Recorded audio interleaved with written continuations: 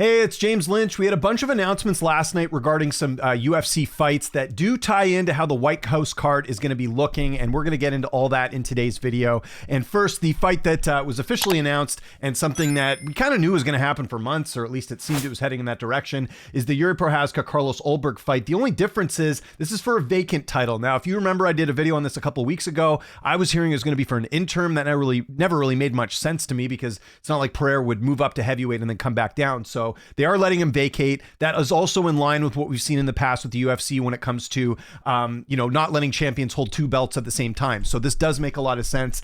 If Pereira is in fact moving up, which he is, the title should be vacant. There's no reason for him to come back down. So this was a very obvious fight to make. Miami gets their main event, good main event. Very fun fight. I'll be doing a breakdown on this fight here soon. So this is sort of the one domino that fell that leads into the rest of the dominoes. The other domino is obviously that Pereira is now in play for the White House. This is what we're hearing. So this is the next thing from Ariel Helwani. This from Championship Rounds says there have been some talks of Jon Jones, Alex Pereira at the UFC White House card per Ariel Helwani. Although Jon Jones fighting at the White House is not dead, there's not a ton of positive momentum in that direction. If that fight doesn't get done, Pereira is expected to fight Cyril Gane. Now, the big question with that is that going to be a vacant title or is that an interim? That should be an interim title. There's no reason to strip Tom Aspinall at this point. I've talked about this before. He last fought at the end of October. We're only a couple months since then. There's no reason to vacate the title unless Tom goes to the UFC or we get some updates saying that the eye's not improving and he's not going to be coming back anytime soon. Kind of like what happened with Yuri and Jamal Hill when they had their injuries and they vacated their belts. So again, the Yuri fight ties into this because obviously it's confirmed now. Pereira will be moving up to heavyweight.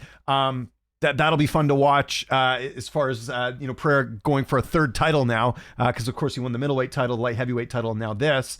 And I think the heavyweight division kind of needed this. One of the big complaints I've had with the UFC is that they have been letting go of heavyweights like Jailton Almeida and, Budai and all these other guys, but they're not replacing them. So this is essentially a replacement by moving Pereira up a weight class. And this is just the UFC kind of spreading the wealth a little bit.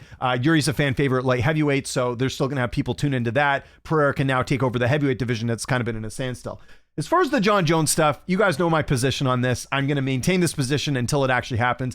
I don't think Jon Jones is fighting again. And my theory on that is this dates back to the Aspinall fight where I don't think he thought it was worth the squeeze of fighting Aspinall. I don't think it adds to his legacy. That's why that fight never came to fruition. And I don't think he wants to fight Pereira either because where's this campaigning from Jon Jones to fight Alex Pereira? We heard a little bit here and there, a little bit last year and maybe even a little bit this year. But if Jon was serious about doing this, he would then come out and start, going on a social media campaign and mentioning his name. And he just hasn't been doing that. Not to mention there was that whole leaked audio, which I don't know if that was actually leaked, where Jon, says he might not be able to compete again. I think it was arthritis or something he mentioned. Can't remember the exact medical thing, but I hate to give people's hopes up, but even though I know, there is some talk of that fight, I don't think Jon's fighting again.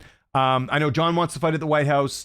Dana's come out before and said he doesn't feel confident in booking Jon Jones. So while there may be some talks, I don't think that's realistic. I think if it does end up happening, I'll be the first one on here to do a video and say I was wrong. I just don't get the sense Jon's going to fight again because I think that anything going forward will not add much to his legacy. He's already won the heavyweight title, won the light heavyweight title. He's had some great wins.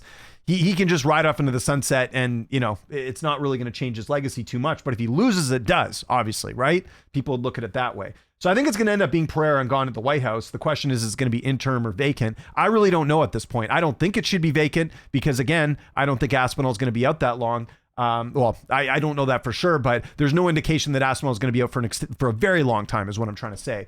And then an interim title headlining the White House doesn't really have the same appeal. So we'll see which way the UFC decides to go. But I kind of figured they were going to go in this direction with the heavyweight title just because they don't have enough resources to make big fights. So you need to have, like, Pereira and Gane's an intriguing fight. It is. I'll be the first one to admit that. I know I've been very vocal about saying Pereira should have defended his title at least once and then moved up, but that ship has sailed. Nothing we can do about it now. Pereira and Gane will be a very interesting fight, especially because, like, they're both strikers, right? So it's not like a case of, like, Gane is some great ground specialist and we'll see how he can test Pereira on there. It's really going to be who the better striker is. And a lot of people lean Pereira, but Gane's got some good striking as well. So that's where things get interesting, right? Pereira's obviously got the power. Does that power translate to heavyweight? That's another question, right? It translated to light heavyweight. We saw him get some great knockouts, but will that translate to light heavyweight? Will it translate to heavyweight? That's the big question. So that's what I think will end up happening. It'll be Gane and Pereira. And then you've got this Yuri Ulberg fight. And then after that, for light heavyweight, I'm not really sure what sort of the option is for next man up. If Cleo Roundtree wins another fight, maybe he's back in the mix again. He was winning that fight with, Ankalaev's got to be in the mix too. But I mean, it's the Paramount era. We haven't heard a peep about what Ankalaev's next fight is. So if we look here at light heavyweight right now, yeah, you got Khalil. You probably should just get Khalil and Ankalaev to fight each other, right? That's the move. Or if Azamat Murzakanov beats Costa, which I think he will, maybe he's in the mix. I'm not sure. It's going to be interesting. But I think Khalil and Ankalaev is the next fight to make if they book this fight. As far as an early pick on this Prochazka Ulberg fight, I'll do an early look on this. I really like Yuri a lot in this fight. I think Ulberg's a good fighter. To me, he has not been as dominant against elite competition as I would expect. Like, he took Volkan Ozdemir a decision. He took Jan Blachowicz to a decision in a fight that a lot of people thought he didn't win. He knocked out Reyes. Great, but Reyes has been knocked out, I think, 4 times previously. He's got some other wins as well that, look good, but the opposition hasn't been that great. So I have some question marks. That and the fact that Yuri's just tough to finish. The only guy to finish him at light heavyweight in the UFC is Alex Pereira. And I think Pereira's got his own sort of tier of power that he brings to the weight class there. So that's where things get a little bit interesting. The last thing I forgot to mention on here, sorry, before I am wrapping up this video here, is that Dana White's saying that Conor McGregor is not expected to fight at the White House. Now, that is surprising. It's not surprising because Conor's been a pain to deal with, I'm sure, like to book him. And, I know Conor's been tweeting saying, give me a fight, I'm ready to fight, all this different stuff. I mean, who knows what's going on behind the scenes because it's Conor McGregor. There's a lot of money involved. Keep in mind, too, that they're not on pay-per-view anymore. So I'm sure that's sort of messing up the structure of his contract as well. We'll read the quote here. It says, Conor McGregor is not expected to fight at the UFC White House. There's a greater chance he fights on International Fight Week, July 11th, which, by the way, they're now saying International Fight Week is going to be July 11th. If you remember, the last couple of years, it's been ended June. So they have moved that date, which makes sense because they obviously don't want the White House and that card to be so close together.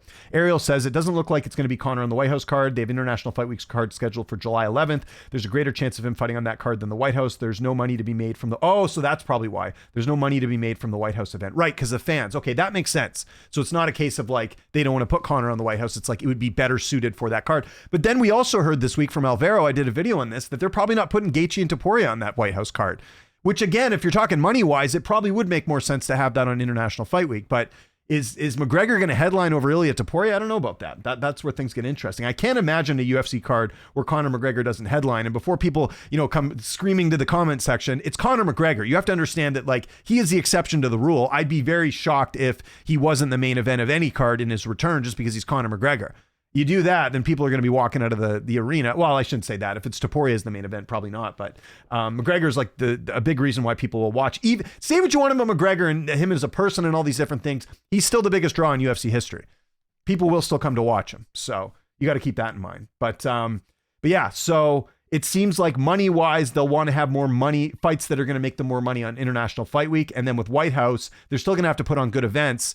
Because that's the thing, like Gon and Pereira, that's a fun fight for us. Is that like a money fight? Is that a fight that's going to, really make a ton of money for the UFC? I don't know about that. I know Pereira's a big star for the UFC, but is it enough where it's going to drive up prices? That does make sense putting that fight on the White House card, even though it's got 2 international fighters, right? Brazil and France, like doesn't really appeal to the White House crowd. So I don't know what the White House card's going to look. I had a couple of people message me being like, build a White House card. I really don't know which direction they're going in.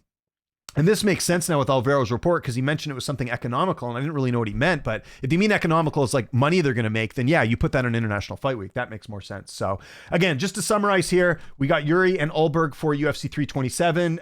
There has been talks for Jones and Pereira. I don't think that fight's going to happen. I think it's going to end up being gone. McGregor will not fight on the White House card by the looks of it. Again, this is coming from Ariel. It's pretty legit. Oh, the other fight they added, which I love this fight actually, Pitbull and Pico. This was a fight that should have happened in Bellator and never did, and now we're getting in the UFC. Brilliant matchmaking. I criticize the UFC a lot of times. This is great matchmaking right here. If you're a hardcore fan, this is a fight we all want to see and should be very interesting. I think Pico probably knocks him out. Pitbull, he's getting up there in age. That should be a fight for Pico to win by knockout. And then as far as Pereira gone, I'm leaning Pereira, but again, I'll do breakdowns on all these fights coming up here. So a bunch of news that happened last night. Just giving you my quick thoughts on this. Let me know your thoughts in the comments. Follow me on Twitter, TikTok, Instagram, @Lynch on Sports. My name is James Lynch. Thanks so much for watching, and I'll see you next time.